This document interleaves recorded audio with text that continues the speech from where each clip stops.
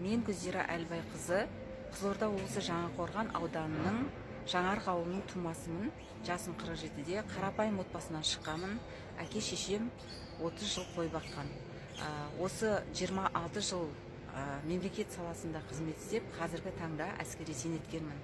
Дәл қазіргі сәтте мен психолог, психосоматолог маманы болып, жеке кәсіпкер болып жұмыс жасап жүрмін. Қаншама әскери қызметте грамоталар мен медальдар алдым. 2 кітаптың авторымын. Өмір түйіндері және жан әлемі.